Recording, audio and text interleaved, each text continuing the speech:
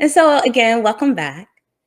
So, this evening, I want to unpack two concepts that I speak quite frequently about, not only in this space, but in probably every space. If you have joined me in healing circles, if you have taken any of my classes, I talk a lot about intergenerational trauma and healing. I am very, very passionate about this topic because I feel very, very strongly until we can get to the root of healing a lot of our generational traumas in terms of breaking patterns, in terms of creating starting new behaviors, starting new ways of being in relationship with ourselves and our families. And until we are able to let go and unpack and heal and cleanse a lot of this old trauma, old baggage, that continues to reinscribe itself. And so we have to continue to unpack and release. And so that's why it's so important that we have the tools and we get the help that we need so we can be able and be in a position to, as we are triggered and as these things begin to keep come back to us, that we're empowered to be able to release it from our bodies, to heal our bodies, and to break the cycle, break the patterns, to stop the transmission of all of this intergenerational pain and trauma. And so, as such, my dissertation, that's the focus of my dissertation, is on healing intergenerational trauma, interrupting intergenerational trauma in Black women through embodied spiritualities. And the reason why I focus on women in particular and Black women specifically is because not only do we carry the entire um, human race in our bodies, but Black women in particular have a lot of trauma as it relates to our bodies through to historical abuse, historical dehumanization, all that is linked back to slavery, colonialism, and systemic oppressions that continue to this day. And so we have to create, or we have to invest in our own healing to heal those soul wounds in order not to pass it on to our offspring. That's all women, but in particular Black women dealing with historical trauma. And so I'll talk about that.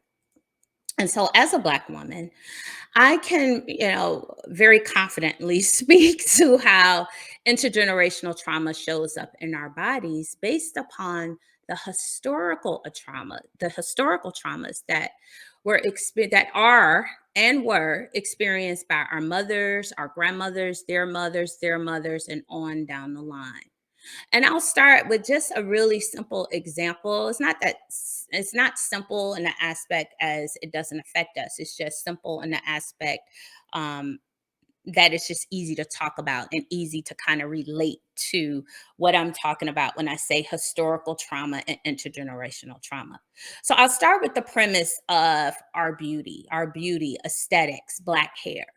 So during slavery and colonization and beyond, Black women's bodies have been traditionally and historically viewed as over sexualized or repulsive or not the norm or not in the vein of the standards of beauty in terms of white society. Our hair, when we talk about our hair, it's often viewed as short or ugly or nappy or coarse. We have all these judgments around our hair and our bodies. And it really is rooted into the societal standards of beauty, which are really rooted into this ideology of white superiority, of white women and white beauty. And so there's always this comparison, and that's historical. And it's historical, but it's also contemporary because over time we've embodied and internalized those negative stereotypes or those degrading images of what Black womanhood looks like. And so, through these messages that have spanned through generations, that have been passed down consciously and subconsciously, it creates or it embodies with us insecurities and shame in our bodies about our hair. And so then we have this unconscious need sometimes to exploit our bodies for validation or to have long, wavy, straight hair. And again, in many instances, this becomes part of our culture, but it is rooted in historical intergenerational trauma.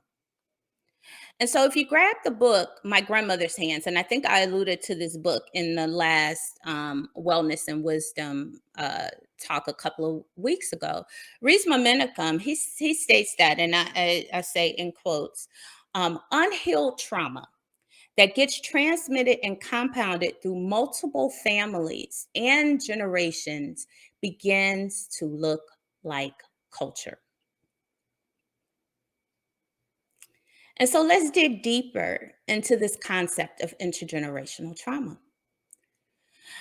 So the definition, the I would say scholarly or textbook definition of intergenerational trauma is the unconscious transmission of parents' post-traumatic effects of trauma to their offspring.